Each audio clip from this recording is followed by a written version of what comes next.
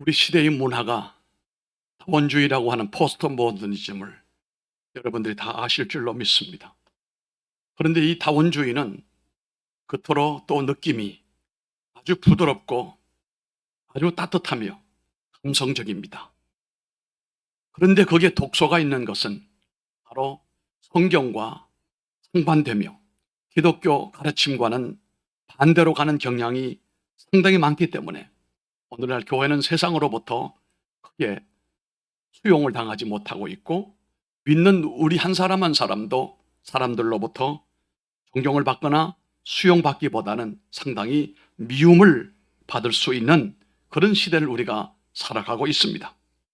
그런데 이렇게 세상은 우리를 때로는 미워하기도 하고 또 신앙을 조롱하고 비웃는 경우도 있습니다만, 오늘 우리가 읽었던 본문의 말씀에도 마지막 절에 보게 되면 사람들이 방언하고 외치는 그 120 문도를 향하여 세술에 취했다, 이렇게 조롱하고 야유를 퍼붓는 모습을 보게 됩니다.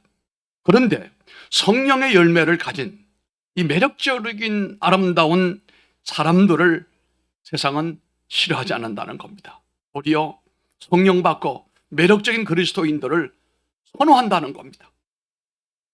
어설프게 교회 다니는 세상에 다녀서는 세상에 호감을 주지 못하지만 성령의 열매를 맺고 성령에 취해 있는 사람들은 예수님을 닮은 사람들이요, 예수님이 하시는 일들을 하는 사람들이기 때문에 세상 사람들도 이들에게는 호의적이라, 이런 결과가 있습니다. 그래서 우리는 성령의 열매를 반드시 맺어야 됩니다. 오늘 말씀의 제목이, 따라합시다. 성령의 열매를 맺으라. 자, 지난주에는 무슨 열매를 맺으라? 예배의 열매를 맺으라. 예배의 성공이, 예배의 열매가 신앙의 총결산이고 인생의 성공이다. 다른 것은 양보하는지 몰라도 예배는 양보하지 못한다. 오늘은 바로 성령의 충만을 받으라, 이런 말씀입니다. 우리는 성령의 열매를 반드시 맺어야 됩니다. 그래야 우리를 반대하는 사람들이나 교회를 반대하는 사람들을 주께로 인도할 수 있는 열매를 맺을 수가 있습니다. 오늘 말씀은 성령의 열매와 관련하여 무엇을 말씀하시는가를 세 가지로 나누어서 은혜를 나누고자 하는 것입니다. 첫째는 성령께서 이 땅에 이미 오셨다라고 하는 사실입니다. 우리 개혁주의 성령론은 오순절날 한번 성령이 임하셨는데, 그리고 또 임하고 또 임하는 것이 아니다.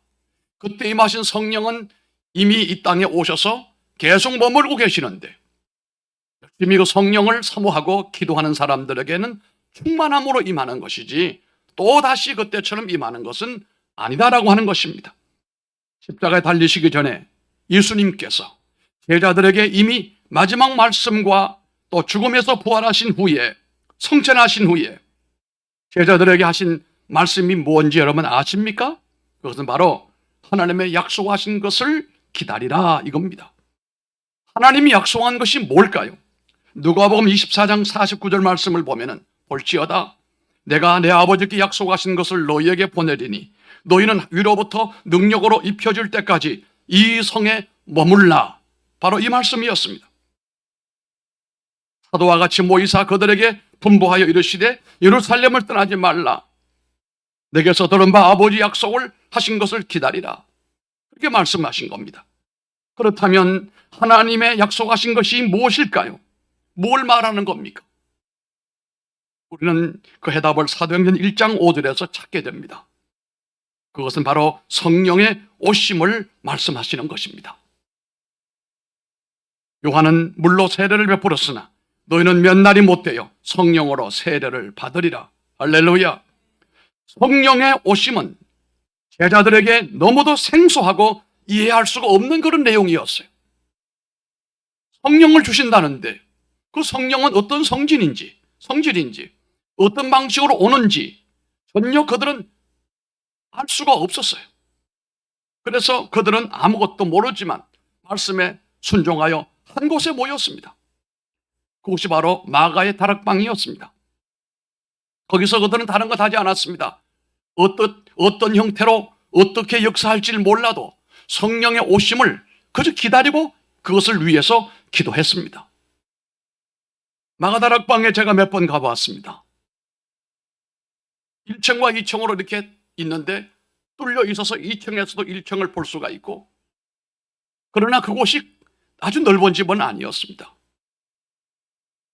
120명이 그곳에서 계속해서 기다리고 기도할 수 있는 충분한 여건은 되지 못했습니다. 아주 불편했을 겁니다.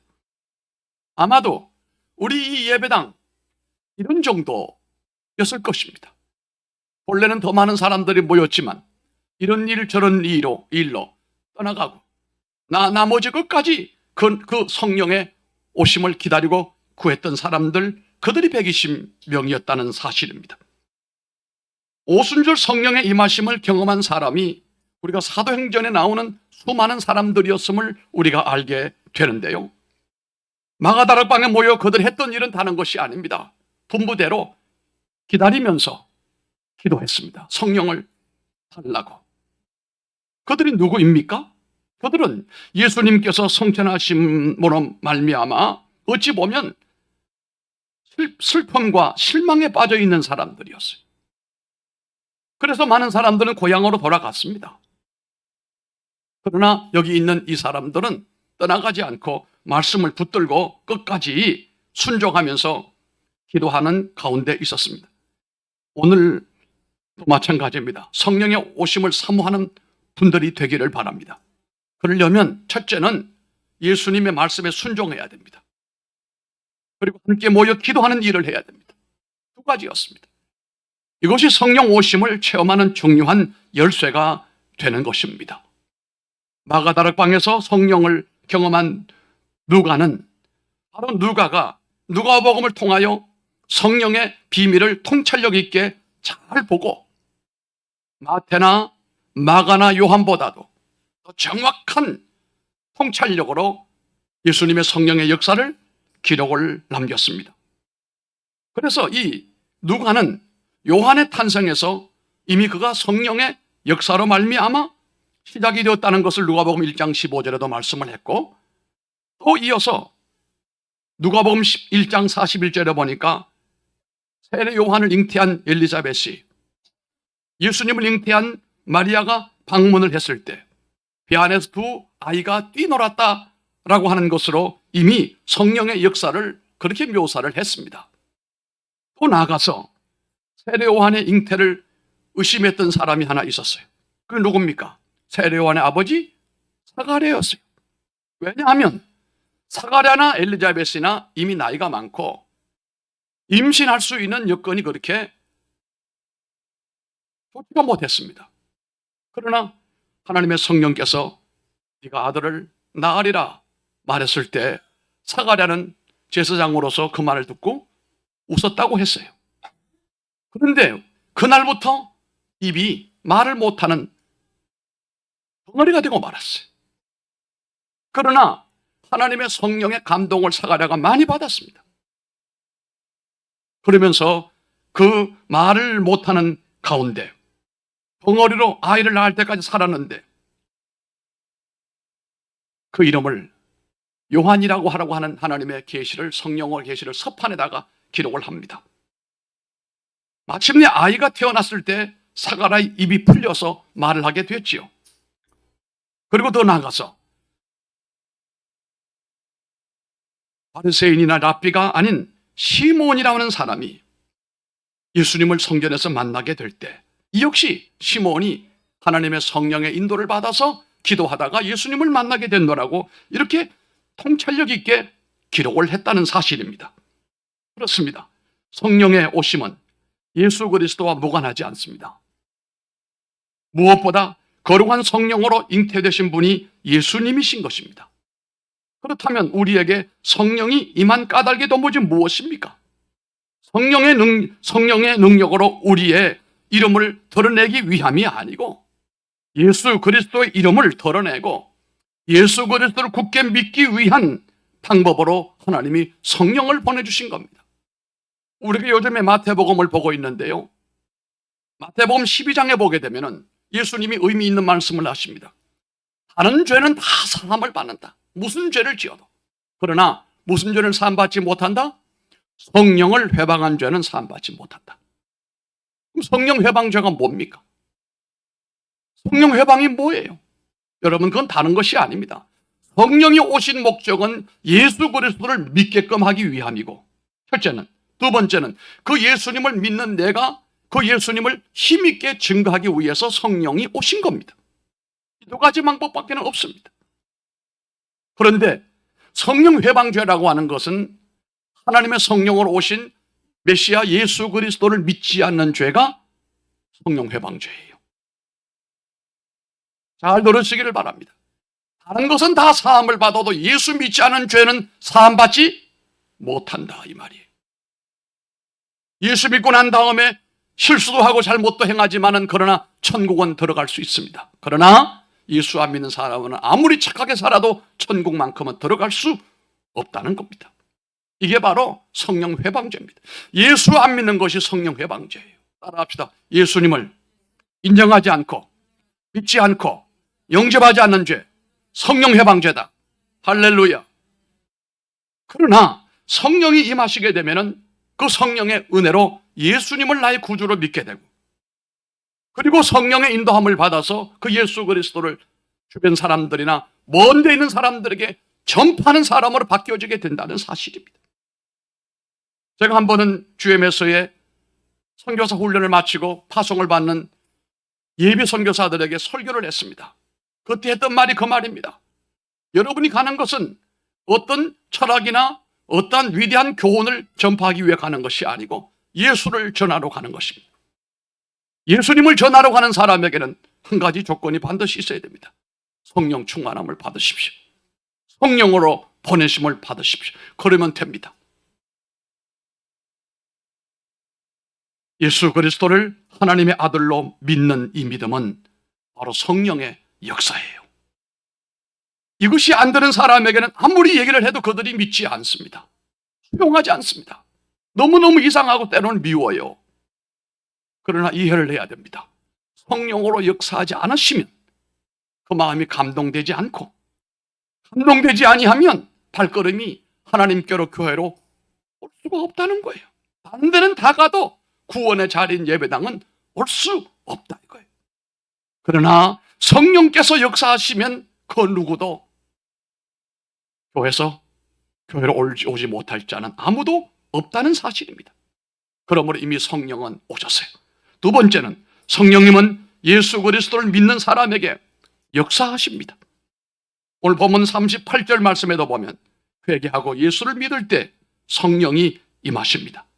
예수님께서 제자들에게 내리신 지상 명령, 모든 족속을 제자를 삼아 아버지와 아들과 성령의 이름으로 세례를 주는 일, 이게 마태복음 28장 19절이잖아요.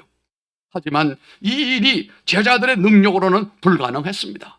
그래서 세상 끝날까지 믿는 자들과 함께할 성령을 그들에게 허락해 주신 겁니다. 오늘 우리도 마찬가지입니다. 어렸을 때 믿거나 젊었을 때 믿거나 중년에 믿거나 노년에 믿거나 믿음 생활하는 가운데 그 가는 길이 순탄하지가 않습니다. 우여곡절이 많습니다. 좋은 것도 많이 있지만 좋지 못한 환경도 굉장히 많습니다. 때로는 시험이 많이 듭니다. 사람에게 들기도 하고 목사에게 들기도 하고 정말 시험거리가 많습니다. 그럼에도 불구하고 그런 시험의 가시밭길을 다 헤쳐버리고 환경에 지배받지 않으면서 끝까지 믿음의 도를 따라 살아가며 사명을 감당하는 사람으로 산다는 것은 성령이 함께 하셨기 때문입니다. 분명히 주님이 세상 끝날까지 너희와 함께 하시리라. 이건 성령의 역사입니다. 내가 너희에게 분부한 모든 것을 가르쳐 지키게 하라. 볼지어다 내가 세상 끝날까지 너희와 항상 함께 있으리라. 이 마태복음 28장 20절은 바로 성령 받은 사람에게 주어진 우리들의 삶의 모습이라는 사실입니다. 본문 사건이 일어난 사건은 6월절로부터 7주가 지난 것입니다. 7절이 49, 50일째가 오는 오순절이에요. 그래서 예수님께서 주시겠다고 하신 그 큰 선물이 바로 오늘 보니까 성령이 큰 선물이었더라. 하나님의 기프트, 가장 소중한 하나님의 기프트는 돈도 아니요 생명도 아니요 영광도 아니다. 하나님의 홀리 스피릿, 성령이시다. 그분이 오시면 능치 못함이 없다 이 말씀입니다. 모든 것을 감당할 수 있는 충분하다 조건이. 예수님을 따르던 자들은 모두 마가다락방에 지금 모여 있습니다. 그곳은 많은 수의 사람들이 모이기 충분한 곳은 아닙니다. 불편함이 있었습니다. 그렇지만 약속하신 성령을 붙들고 계속해서 그곳에 모여 있었습니다. 이 정도로 이들이 모일 때는 사람들의 두려움도 존재했습니다. 유대 관원들이 예수님을 죽이고 난 다음에 그 제자들과 추종하는 세력들이 모이는 것을 극도로 신경을 썼기 때문입니다. 그럼에도 불구하고 이 120문도들은 여러 가지 불편함도 있었지만 열흘 동안 그렇게 모였으니까 먹는 문제, 입는 문제, 의식주 모든 문제, 얼마나 불편함이 많았겠어요. 그보다도 사람들로부터 어떤 피해를 받을는지 두려움이 왜 없었겠어요. 그러나 하나님이 그들을 지켜주셨어요. 함께 모여 기도하는 일에 그 모든 것들이 방해가 되지 않았습니다. 6월절에 드디어 오순절입니다. 성령의 임재가 임하여 주심으로써 그들의 모든 죄를 사하여 주시고 하나님의 은혜와 능력으로 함께 하셔서 끝날까지 주께 쓰임받게 될 것이라는 약속을 누리게 되었습니다. 누가 제자의 기록을 자세히 보게 되면 제자들은 성령이 임하리라고 생각은 했지만 어떤 모양으로 성령이 임할지 전혀 지식이 없었어요. 어떤 가능성도 알지를 못했습니다. 알 수가 없지요. 항상 하나님의 역사는 우리가 측량할 수가 없어요. 하나님의 역사를 우리가 어떤 방식으로 방법을 만들 수가 없어요. 하나님은 인간의 지식과 인간의 모든 생각을 항상 뛰어넘는 분이시기 때문에 인간이 원하는 쪽으로 역사하지 않습니다. 하나님이 원하시는 방법으로 하나님께서 역사하시는 거죠. 그런데 누가의 기록을 자세히 보게 되면은 이 오순절에 임했던 성령의 역사는 돌발적으로 임하셨던 것을 보게 됩니다. 그도 이 내용을 어떻게 묘사를 해야 되겠는데 달리 묘사가 안 되기 때문에 이렇게 묘사를 할 수밖에 없었습니다. 그 내용을 보게 되면 성령님은 우리의 방법대로 움직이는 것이 아니었어요. 성령님의 방법으로 움직여 주셨습니다. 평범한 역사적인 현상도 아닌 초자연적인 신비한 방법으로 임하신 겁니다. 누가는 이 현상을 갑자기 급하고 강한 바람 같은 소리다 그랬어요. 달리 방법이 없었어요. 급하고 강한 바람 소리 같다. 여기서 자세히 보게 되면 이 소리는, 들려오는 소리는 일종의 폭풍 소리와 같다. 여러분, 폭풍을 생각해 보십시오. 누가가 이 은유적인 표현을 사용한 것은 아마도 바람을 강한 바람으로 이해하기 위해서 폭풍 소리와 같았다라고 얘기를 했을 것입니다. 저는 이 말씀을 볼 때 누가가 구약의 에스겔 37장을 연상하지 않았겠는가. 그 에스겔 마른 골짜기에 사람이 죽고 난 다음에 뼈들만 모였는데 바람이 부니까 뼈들이 들그락들그락 소리가 나는 거예요. 그런데 하나님의 영이 임하실 때 사람들이 다 뼈가 구조를 맞춰지게 되고 그 위에 살이 덮이고 그 위에 피부가 덮이고, 그런데 사람은 멀쩡한데 뭐가 없어요? 생기는 없었어요. 하나님께서 에스겔에게 생기를 명하여 들어가게 했습니다. 그때 그들이 움직여서 여호와의 큰 군대가 됐다고 그랬어요. 그 엄청난 변화가 일어나는 이 모습이 오늘 여기서 폭풍 같은 소리가 아니겠는가? 바람 같은 소리가 아니겠는가? 여기서 유의할 것은 바람 그 자체는 은유적인 것이라 할지라도 소리는 은유적인 것이 아니에요. 방 안의 모든 사람이 그 소리를 다 들었기 때문입니다. 또한 불은 순결을 상징하는 은유적인 표현이지만 태우는 거예요. 죄를 씻어버리는 거예요. 실제적으로 뜨거움 같은 것을 그들이 느꼈을 것이라는 거예요. 뜨거웠단 말이에요. 여러분, 성령을 체험해 본 사람들, 성령의 충만함을 받아본 사람들은 아마 이 말씀이 잘 이해가 됩니다. 성령은 뜨거워요. 그래서 우리의 여러 가지 불결한 모든 것들을 태워버리고 죽여버리고 잘라버리고 녹여버리는 거예요. 그 성령은 충격적이에요. 우리가 인간적으로 도저히 수용할 수 없는 방법으로 각인들에게 강력하게 임하여 오시는 모습을 체험한 사람들은 알 수가 있습니다. 성령 강림은 정말 특별한 사건으로 교회에 필요한 것들을 필요한 것임을 가르쳐 주시고 채워주시고 또 입혀주시고 더하여 주시는 것입니다. 성령은 제자들이 앞으로 이 엄중한 시기에 다 반대자가 많고 핍박자가 많은 가운데서도 예수를 전하고 복음을 전하며 하나님의 나라를 세우기 위해서 반드시 필요한 것이 바로 성령 충만이었어요.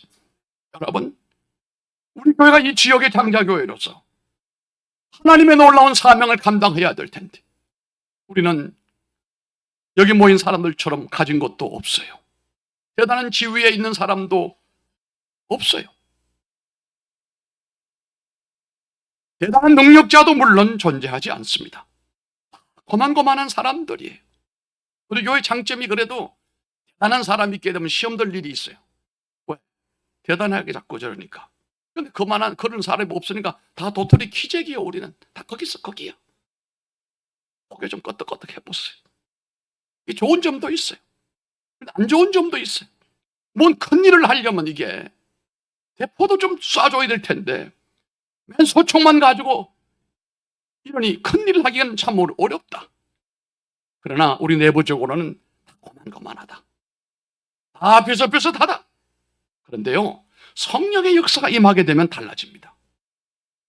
하나님이 크게 쓰실 사람은 크게 쓰여지게 되고 하나님이 도구로 붙들 사람은 크게 붙들려지게 되고 하나님의 쓰임이 달라지게 된다는 사실입니다. 성령은 그 교회에 부족한 점을 다 채워주십니다.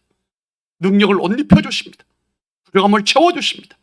그래서 하나님의 역사를 감당하게끔 만들어 주시는 것이거든요.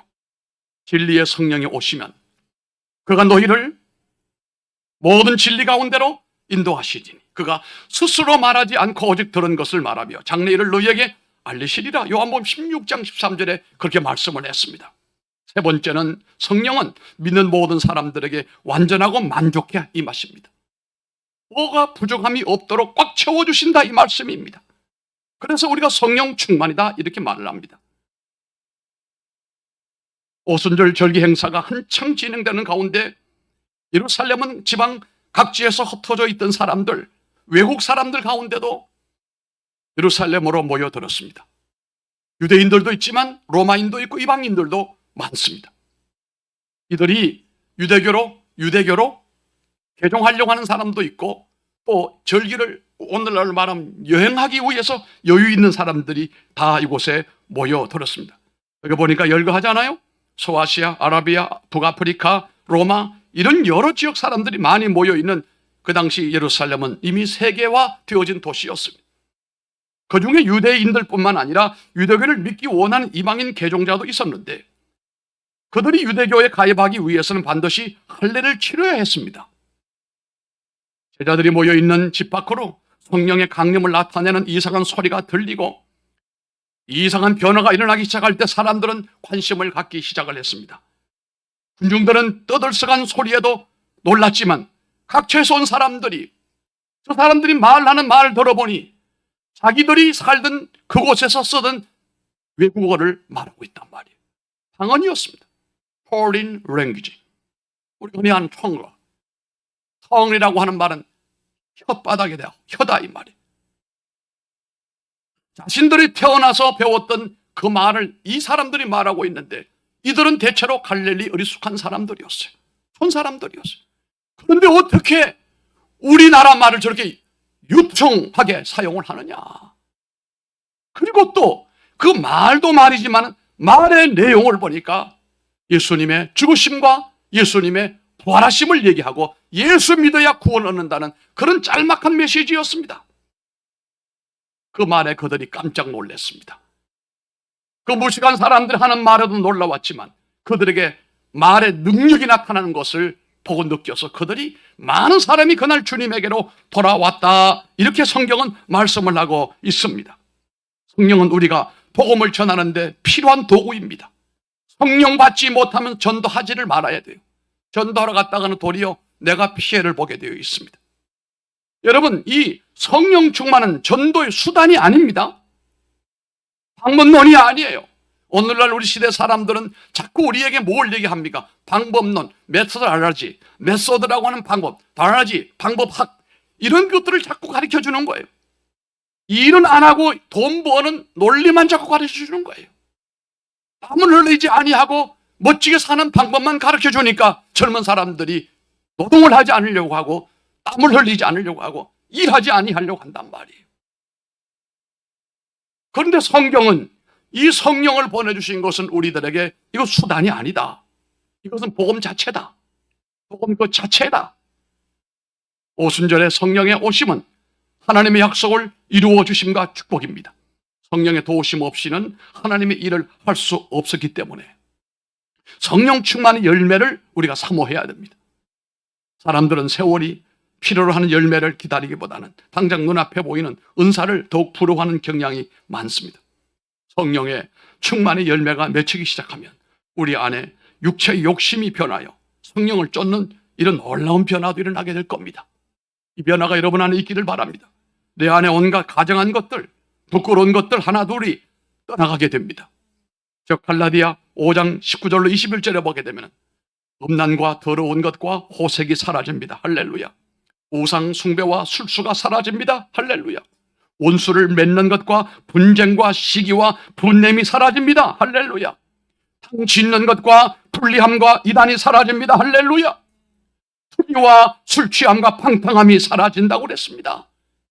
그리고 반대로 사랑과 희락과 화평과 오래 참음과 자비와 양선과 충성과 온유와 절제의 사람으로 변화되어지는 빛의 열매를 맺는 사람이 된다는 것입니다. 참 빛이신 예수 그리스도로 말미암아 세상의 빛으로 살아가는 사람들이 된다는 말씀입니다. 사랑하는 농산 성도 여러분, 오순절 성령의 오심은 우리의 삶을 윤택하기 위함이 아닙니다. 예수 그리스도를 통한 구원하심이 세상 끝까지 우리와 함께 있을 것을 보여주신 하나님의 은혜요 축복이라고 하는 사실입니다. 성령의 체험을 한 사람들은 전도와 나가서 선교의 열매를 반드시 맺게 되어 있는 것입니다. 그러므로 내가 몇 가지의 성령의 열매를 맺고 있는가를 헤아리기보다는 성령의 인도하심을 늘 받는 성도가 되기를 바랍니다. 그분의 인격을 내가 소유하게 되기를 바랍니다. 그분의 성품이 내 속에 피어나게 되기를 바랍니다. 그분의 계명을 준행하는 성도가 되기를 바랍니다. 이것이 먼저 우리들에게 있기를 바랍니다. 이것이 바로 성령의 열매를 풍성히 맺어가는 환경이 되고 토양이 되는 것입니다. 열매는 항상 상당한 시간이 필요로 합니다. 금방 되지 않습니다. 은사는 시간의 여유와 상관없이 임하지만 성령의 열매는 반드시 계절이 바뀌고 그렇게 되어져서 연수가 넘어가야 연조가 필요하다는 말입니다. 그래서 우리는 사람을 속단했다가는 실수를 하게 됩니다. 성령의 열매는 반드시 내 안에 예수 그리스도의 사람이 있어야만 맺어지는 열매인 것입니다. 이것이 바로 요한복음 15장의 말씀입니다. 우리 각자가 예수님이라고 하는 포도나무에 착 달라붙어서 좋은 관계 맺으시기 바랍니다. 좋은 관계는 뭡니까? 따라갑시다. 내가 주 안에, 주가 내 안에. 할렐루야. 그래야 뿌리에부터 올라오는 놀라운 하나님의 진액이 우리 가운데로 들어오게 된다는 사실입니다. 그래서 우리 가지인 우리에 도달하여 이것이 열매 맺는 탐스러운 멸류관을 쓰는 성도를 만들어버리고 만다는 겁니다. 그리고 그 열매로 많은 사람에게 매력이 넘치는 크리스천이 된다는 거예요. 우리가 왜 차별금지법을 반대합니까? 왜 광화문에 나가서 성도들이 외쳤습니까? 그런데 놀라운 일은요, 그때 모인 사람 숫자가 굉장히 많았거든요. 진행본부 측의 얘기를 들어보니까 110만 명이 모였다, 100만 명이 모였다라고 하는데 언론사에서 경찰이 추산하는 인원수는 몇 명이라고 그랬습니까? 23만인 25만밖에 안 된다고 그랬어요. 아니, 광화문에서 서울역으로 남대문까지, 아니 저기 서울역까지 꽉 찼습니다. 여의도에도 뭐 가득 찼습니다. 근데 왜 사람들은 방송을 보면은 그 자체를 보도를 잘 하지 않아요? 숫자도 팍 줄여버려요. 왜 그렇습니까? 기독교의 그런 변화와 그런 반항적인 요소를 세상은 싫어하는 거예요. 보통 사람들을 집회했을 때 모이는 예수법이 있습니다. 심리학의 통계법에는 그게 나와요. 한 평에 33.3평방미터 안에 보통 6명에서 8명까지가 들어간다고 보는 거예요. 어떤 사람 10명도 들어간다. 지금은 뭐 옛날에는 여의도 모일 때는 12명까지 보았어요. 지금은 우리가 불편을 느끼니까 뛰어앉지요. 이러면 아마도 6명, 7명 정도는 되지 않을까, 한 평에. 그렇게 계산하면은 숫자가 그렇게 적을 수가 없어요. 그 어떤 사람은 왜 방송에 나오지도 않고 슬쩍 지나가 버리고 그렇게 많은 숫자를 줄이느냐? 그건 바로 세상은 교회를 찾아보는 거예요. 교회의 어떤 무브먼트를 싫어하는 거예요. 세상이 변화해가는 일종의 사회적인 진화론에 기독교회 근본주의자들이 반대하고 있다. 그러니까 어떤 사람은 텔레반이다 이렇게 말하잖아요. 좋아요, 괜찮아요. 그런데 이 환경을 뚫고 나가는 방법이 있다면 바로 매력적인 그리스도인이 되는 거예요. 매력적인 그리스도인은 성령 충만을 받아서 그 얼굴을 보면은 천사 같아요. 살살 웃어가면서 따뜻해요. 말이 감동적이에요. 그 속에 예수가 있단 말이에요. 이런 매력적인 그리스도인으로 우리가 내 주변을 변화시키고 온 가정을 주님께로 인도하게 되기를 주님 이름으로 축원합니다. 그것은 바로 주님과 맺은 끈끈한 관계에서부터 올라오는 하나님의 은혜와 진액이 우리 온몸에 돌고 돌 때 탐스러운 열매가 맺혀질 수가 있다는 겁니다. 그 열매로 많은 사람들에게 여러분은 매력적인 그리스도인으로서 그들의 영혼을 하나님께로 이끌 수 있는 성도가 되기를 주님 이름으로 축원합니다. 아버지 하나님,